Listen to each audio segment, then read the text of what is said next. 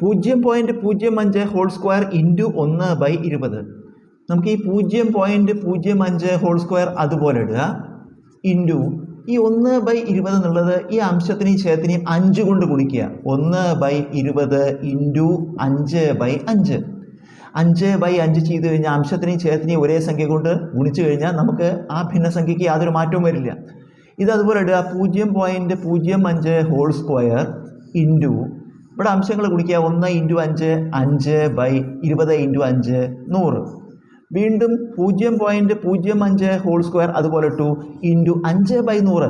ഒരു സംഖ്യയെ 100 കൊണ്ട് ഹരിക്കാൻ നമുക്ക് 2 ദശാംശ സ്ഥാനം ഇടത്തോട്ട് നീക്കിയാൽ മതി. അപ്പോൾ 5നെ 100 കൊണ്ട് ഹരിക്കുമ്പോൾ 5ൽ 2 സ്ഥാനം ഇടത്തോട്ട് നീക്കിയാൽ മതി. ഇവിടെ ഒരു സ്ഥാനമേ ഉള്ളൂ. അപ്പോൾ ഒരു 0 കൂടി ചേർത്താൽ 2 സ്ഥാനമായി. അപ്പോൾ ഇവിടെ 0.05 എന്ന് വരും. അപ്പോൾ അങ്ങനെ ഇവിടെ ഹരിക്കാനുള്ള എളുപ്പത്തിന് വേണ്ടിയിട്ടാണ് നമ്മൾ 5/5 കൊണ്ട് ഗുണിച്ചത്. അതുകൊണ്ടാണ് ഈ 20 മാറി 100 ആയതുകൊണ്ട് ഇപ്പോൾ ഹരിക്കാൻ എളുപ്പമായി. ഇനി 0.05 ഹോൾ സ്ക്വയർ ഇൻറ്റു 0.05, അതായത് ഏഘാതം എം ഇൻറ്റു ഏഘാതം എൻ സമം ഏഘാതം എം പ്ലസ് എൻ.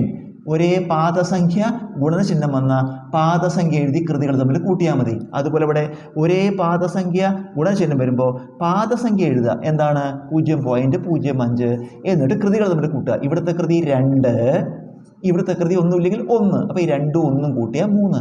ഇനി നമുക്ക് 0.05 ഹോൾ ക്യൂബ് കാണണം. ഒരു ദശാംശ സംഖ്യയുടെ ക്യൂബ് കാണാൻ സംഖ്യയുടെ മാത്രം ക്യൂബ് കാണാം. 5ൻ്റെ ക്യൂബ് എത്രയാണ്? 5 ഇൻറ്റു 5 ഇൻറ്റു 5 125. 5ൻ്റെ ക്യൂബ് എടുത്തു.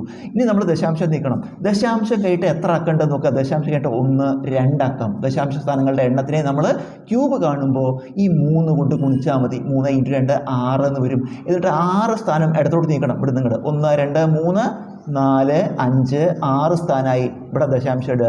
ഉത്തരം 0.000125.